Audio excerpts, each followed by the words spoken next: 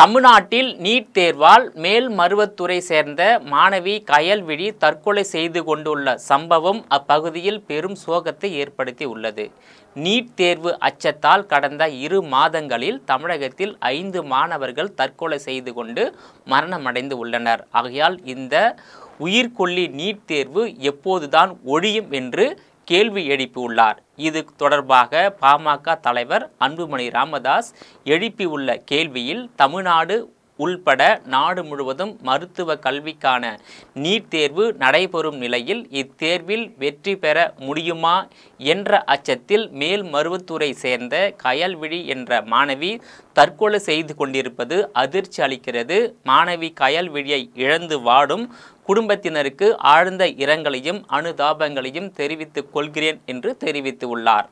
2017ஆம் ஆண்டில் மருத்துவ படிப்புக்கு நீட் தேர்வு கட்டாயமாக்கப்பட்ட பிறகு ஒவ்வொரு ஆண்டும் நீட் தேர்வுக்கு முந்தைய மாதமும் நீட் தேர்வு முடிவு வெளியாவதை ஒட்டிய சில காலங்களும் தற்கொலை காலங்களாக மாறிவிடுகின்றன.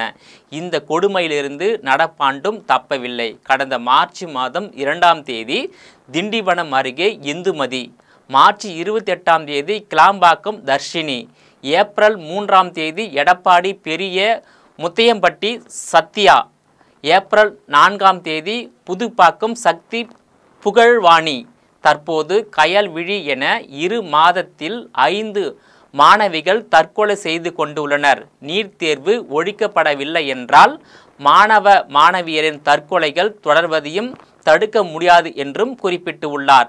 நீட் தேர்வு தற்கொலைகளுக்கு மத்திய மாநில அரசுதான் பொறுப்பேற்க வேண்டும். தமிழ்நாட்டில் நாங்கள் ஆட்சிக்கு வந்தால் அடுத்த நாளே நீட் தேர்வை ரத்து செய்வோம் என்று வாக்குறுதி அளித்து ஆட்சிக்கு வந்த திமுக புதிய சட்டத்தை நிறைவேற்றி மத்திய அரசுக்கு அனுப்பியதுடன் கடமையை முடித்து கொண்டது. அந்த சட்டத்திற்கு ஒப்புதல் அளிக்க முடியாது என மத்திய அரசு கூறிவிட்ட நிலையில் சட்ட போராட்டம் நடத்துவோம் என்று வசனம் மட்டும்தான் தமிழக அரசு பேசி வருகிறது. நீட் தேர்விலிருந்து விலக்கு பெற நடவடிக்கை எடுக்கவில்லை என்றும் அன்புமணி ராமதாஸ் குற்றம் சாட்டியுள்ளார். நீட் தேர்வு நடத்தப்படுவது எதற்காக என்பதே தெரியாமல் அதை நடத்தி கொண்டிருக்கிறது மத்திய அரசு. நீட் தேர்வால் மருத்துவ கல்வியின் தரம் உயரவில்லை. நீட் தேர்வால் மருத்துவ கல்வி வணிகமயமாவது குறையவில்லை. மாறாக இந்த 2 சிக்கல்களும் மேலும் தீவிரமடைந்து உள்ளன. இதை தெரிந்து கொண்டும் நீட் தேர்வை நடத்திய தீர்வோம் என மத்திய அரசு பிடிவாதமாக இருப்பது நியாயமல்ல என்பதையும் குறிப்பிட்டுள்ளார்.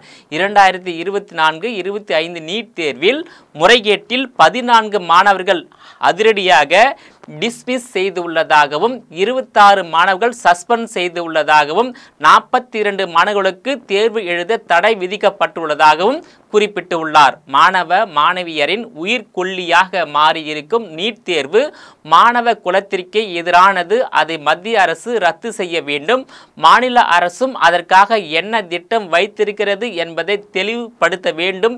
இவை அனைத்துக்கும் மேலாக நீட் தேர்வு தோல்வி அச்சத்துக்கு தீர்வு தற்கொலை அல்ல என்பதை மாணவ செல்வங்கள் புரிந்து கொள்ள வேண்டும். தற்கொலை எண்ணத்தை கைவிட வேண்டும் என்று கேட்டுக்கொள்வதாக பாமக தலைவர் அன்புமணி ராமதாஸ் வலியுறுத்தியுள்ளார்.